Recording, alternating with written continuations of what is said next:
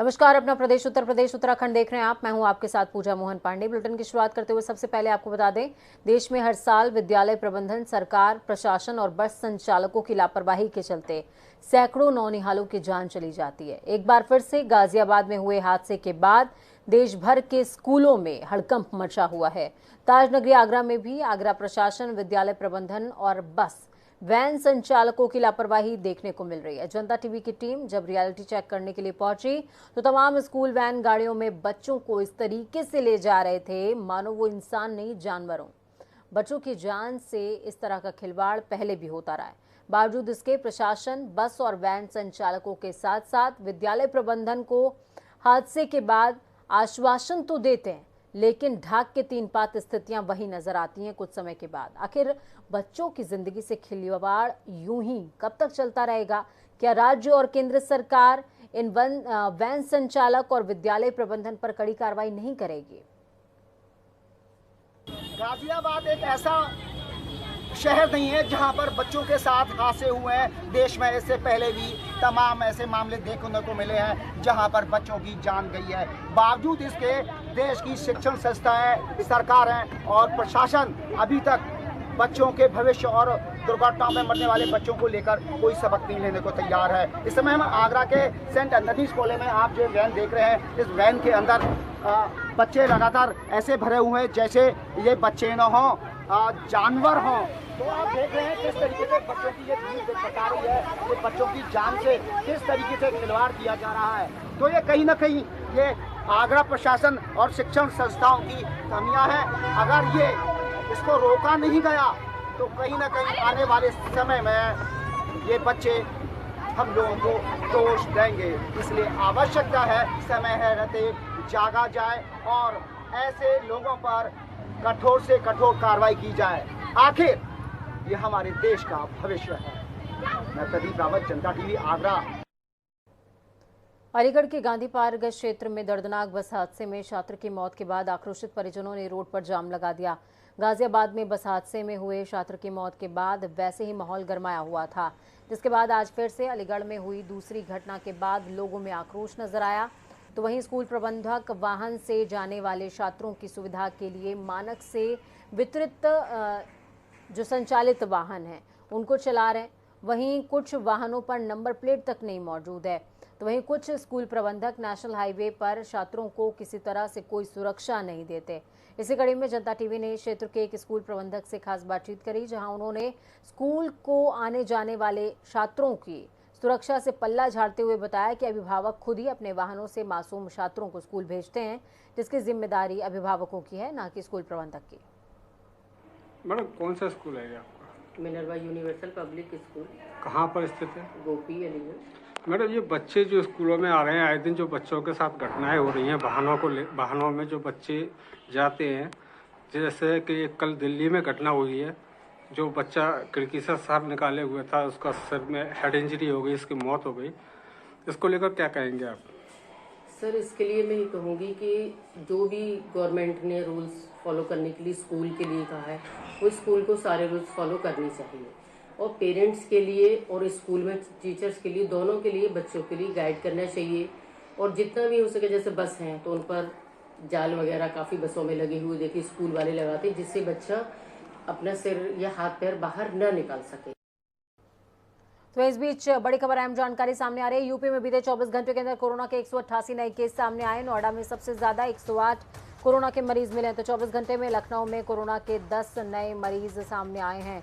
गाजियाबाद में कोरोना के 38 नए मामले सामने आए हैं। यूपी में 1044 कोरोना संक्रमितों की जो संख्या है वो पहुंच गई है। राजधानी लखनऊ में सक्रिय मरीजों की संख्या 67 पहुंच गई है।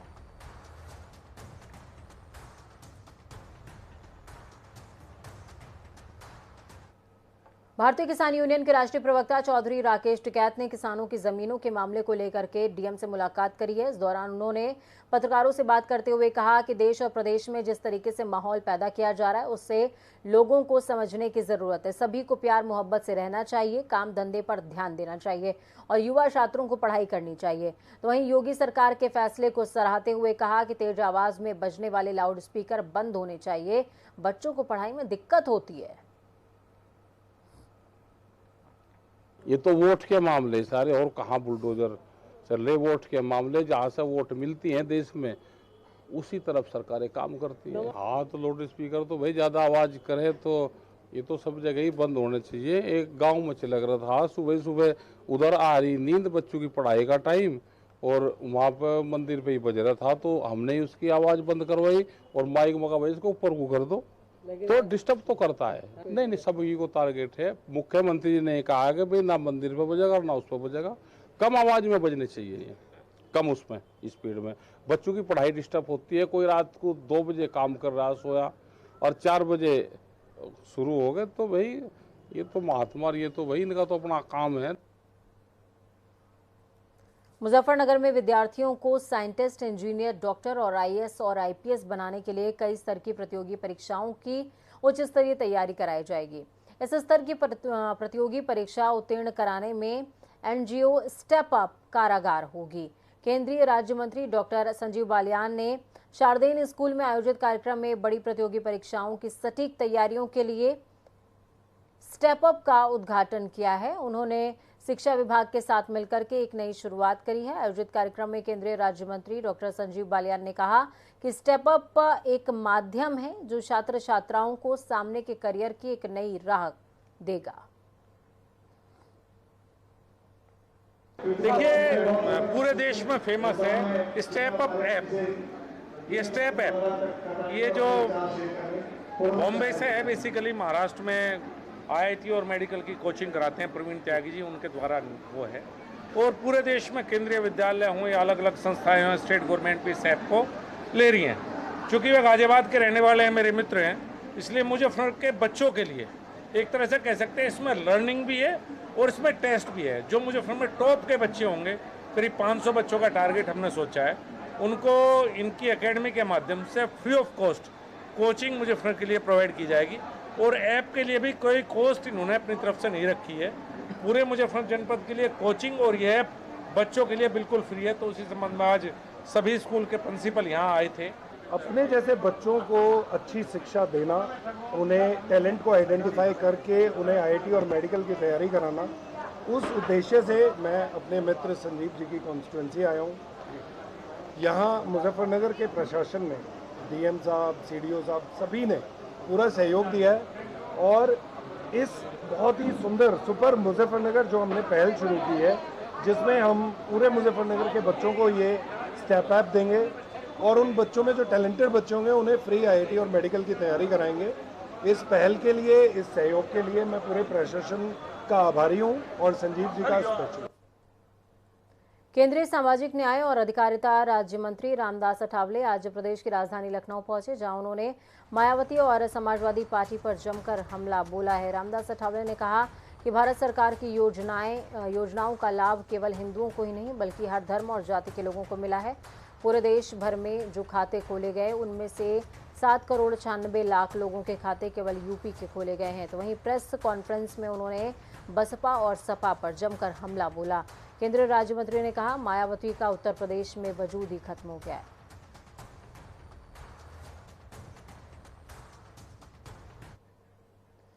सौ दिन के एक्शन प्लान को लेकर के हर विभाग तैयार है, जिसमें बेसिक शिक्षा विभाग ने भी अपना एक्शन प्लान तैयार कर लिया है। ऐसे में जब हमने बेसिक शिक्षा मंत्री संदीप सिंह से खास बातचीत करी तो उनका कहना था कि उनका प्लान तैयार है और पूरी सक्रियता के साथ इस पर वो काम भी कर रहे हैं। साथ ही इस दौरान उन्होंने खाली पदों को लेकर के आरक्षण में गड़बड़ी के सवाल पर और पेपर लीक मामले में भी जवाब दिया है। सुनिए हमारी उनसे ये एक्सक्लूसिव बातचीत। योगी 2.0 की सरकार पूरी तरीके से सक्रिय नजर आ रही है। ऐसे में तमाम विभागों का लंबे समय से प्रेजेंटेशन चल रहा है। ऐसे में बेसिक शिक्षा मंत्री इस वक्त हमारे साथ संदीप सिंह मौजूद हैं, उनसे खास बातचीत करते हैं। संदीप जी, बेसिक शिक्षा विभाग का भी प्रेजेंटेशन चला है, 100 दिनों का कार्य योजना, 100 दिन का एक्शन प्लान आपको बताना पड़ा। ऐसे में एक लंबे समय से मांग हो रही है कि शिक्षक भर्ती को लेकर, अभ्यर्थी भी आपसे मुलाकात किए थे कि जो शिक्षक भर्ती वो कब निकलेगा। ऐसे में आपका क्या कहना है? देखिए, जितने भी शिक्षक भर्ती के प्रकरण चल रहे हैं तो सरकार का यही प्रयास है कि सारी जितने भी ये प्रकरण है इनको जल्द से जल्द सॉल्व किया जाए, क्योंकि समस्या ये है, इसमें से केसेस जो है माननीय न्यायालय के निर्णय के लिए पेंडिंग है। तो जब तक कोर्ट से इन केसेस का कोई डिसीजन नहीं आ जाता, कोई गाइडलाइन नहीं आ जाती, तब तक सरकार भी इस पर कोई एक्शन नहीं ले सकती। जब से हमारी सरकार बनी है, योगी 2.0 की सरकार बनी है, तो हमने प्राथमिकता पे लिया है कि सरकार की तरफ से जो भी इसमें पैरवी की जानी है केसेस को गवर्नमेंट की तरफ से, उसको पूरी पैरवी की जाएगी। गवर्नमेंट की तरफ से कोई तरह की कोताही नहीं बरती जाएगी और इन केसेस को सॉल्व करने के लिए हम सब प्रयासरत हैं। आपने बिल्कुल सही कहा, लेकिन एक सवाल ये भी लाजमी है कि अभी जब आचार संहिता लगा था उससे पहले 5 जनवरी का ये आदेश था, मुख्यमंत्री की ओर से ही जारी किया गया था कि 6800 पदों पे भर्ती किया जाएगा, क्योंकि 69,000 जो शिक्षक के भर्ती हैं वो लगातार आरक्षण के गड़बड़ी का आरोप लगा रहे हैं। लेकिन उनका ये मांग है कि 68 जो पद 69,000 से इतर जो सृजित किया गया था उस पर कब आएगी भर्ती, ये सवाल है। देखिए, उसमें 6800 लोगों की एक सूची जारी कर दी गई थी, लेकिन उसमें भी निर्णय कोर्ट का ही आना पेंडिंग है कि जो लोग उनकी जगह पे नियुक्त किए गए उनका क्या करना है। उसमें कोर्ट का जब तक कोई निर्णय हमारे पास क्लियर डिसीजन नहीं आ जाता तब तक कोई एक्शन नहीं लिया जा सकता है। एक 6800 लोगों की सूची जारी कर दी गई है और सरकार का यही प्रयास है कि इसको जल्द से जल्द सॉल्व किया जाए। सवाल है संदीप जी, क्योंकि आप नए मंत्री बने हैं बेसिक शिक्षा के, लगातार देखा जा रहा है कि नकल विहीन परीक्षा की बात की जा रही है और आप उनके पोते हैं जो कल्याण सिंह से राज्यपाल रहे, मुख्यमंत्री रहे, तो वो नकल को लेके एक तरह से मुहिम चला रखा था और उनके समय में कहा जाता है कि नकल कोई नहीं कर सकता थे, बड़ा क्रांतिकारी उन्होंने कदम उठा रखा था। लेकिन इस समय देखा जा रहा है कि पेपर लीक का समस्या बहुत बड़ा मुद्दा बना हुआ है। क्या आपको नहीं लगता कि कहीं ना कहीं अधिकारी जो है सेंटर तक जो पेपर लेके जाते हैं, कहीं ना कहीं लापरवाही बरती जा रही है और इसको कंट्रोल कैसे करेंगे आप?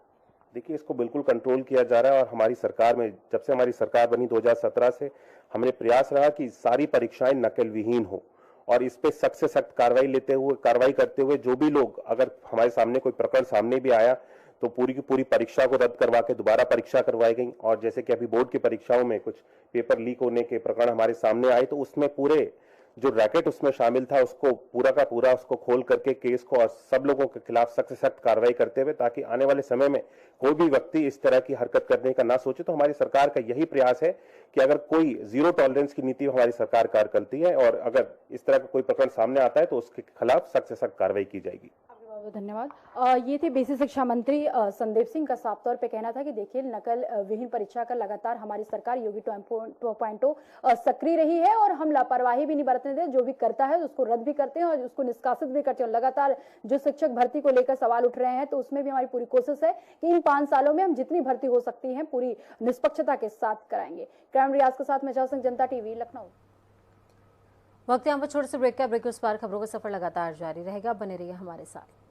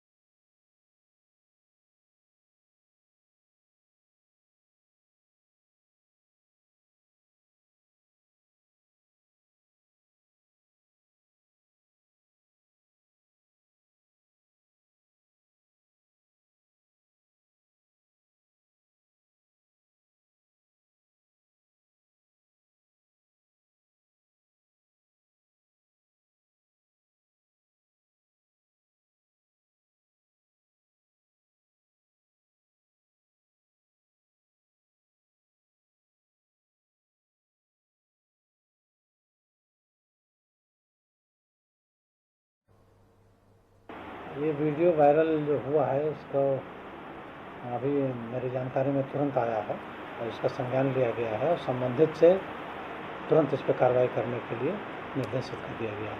सर ये कहाँ का है, किस चीज़ का प्रारंभिक जाँच में? ये जितवा टप्पा का लग रहा है, बाकी जांच में पता लगेगा, नंबर वगैरह है। लखीमपुर खीरी के मैगलगंज कोतवाली क्षेत्र के चुरईपुरवा गांव में दहेज की मांग को लेकर बारात वापस लौट गई। शादी में कार, ट्रैक्टर और 3.5 लाख रुपए की नकदी न मिलने पर बारात तक घर ही नहीं पहुंची। लड़की के पिता का आरोप है कि लड़के वाले बारात लाने का झांसा देते रहे, लेकिन पूरी रात और सुबह बीत गई लेकिन बारात घर नहीं आई, जिससे उनको काफी बेइज्जती का सामना करना पड़ा है। तो वहीं दूसरी तरफ लाखों का नुकसान भी उठाना पड़ा। मामला अब मैगलगंज पुलिस के पास पहुंचा। पुलिस ने लड़की वालों के पक्ष को न्याय दिलाने का भरोसा दिलाया।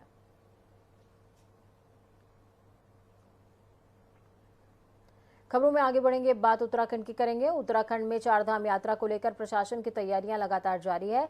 साथ ही यात्रा मार्गों पर नई बसों के संचालन की भी तैयारी की जा रही है। परिवहन मंत्री चंदन रामदास ने बताया कि चारधाम यात्रा को लेकर लगातार बैठकें चल रही हैं। मुख्यमंत्री पुष्कर सिंह धामी खुद इसकी मॉनिटरिंग कर रहे हैं।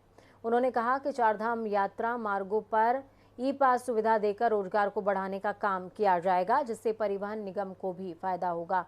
साथ ही उन्होंने बताया कि परिवहन निगम द्वारा किसी भी यात्री को असुविधा का सामना न करना पड़े, इसके लिए अधिकारियों और कर्मचारियों को निर्देशित किया गया है।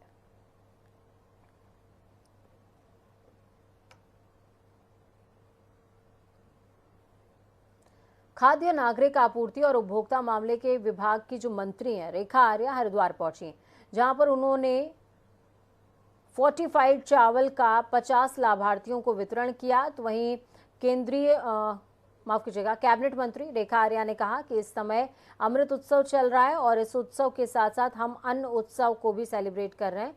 इसके अंतर्गत हम गरीब तबके के लोगों को फोर्टिफाइड चावल का वितरण कर रहे हैं।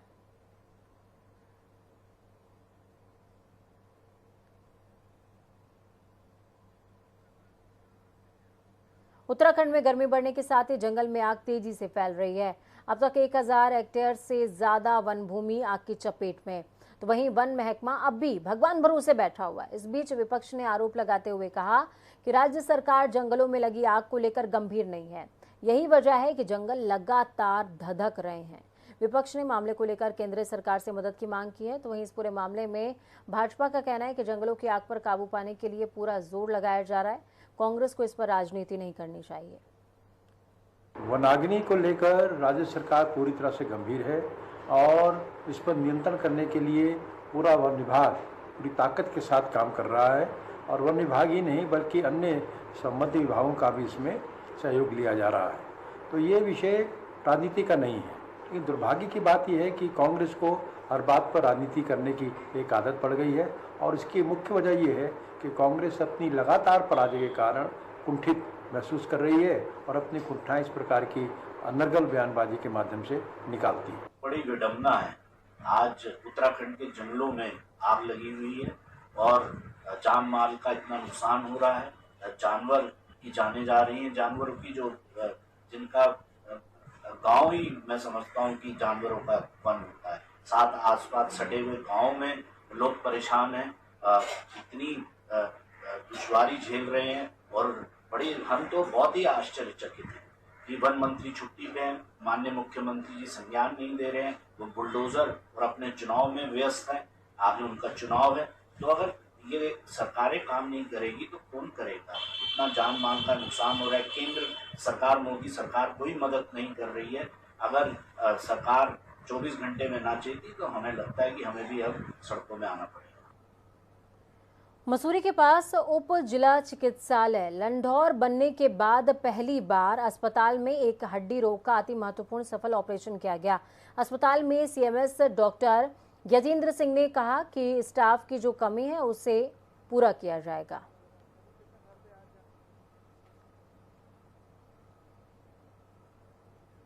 तो वहीं धर्मनगरी हरिद्वार में देश ही नहीं बल्कि पूरे विश्व से पर्यटक आते हैं। ऐसे में शहर के विकास और शहर के सौंदर्यीकरण उसकी व्यवस्था को लेकर जिलाधिकारी विनय शंकर पांडे के नेतृत्व में आज एक बैठक हुई है। बैठक में शहर भर के विभिन्न सामाजिक संगठनों, एनजीओ, साधु संतों, व्यापारियों और प्रबुद्ध नागरिकों के साथ बैठक करते हुए शहर को सुंदर और व्यवस्थित बनाने के सुझाव आमंत्रित किए गए हैं।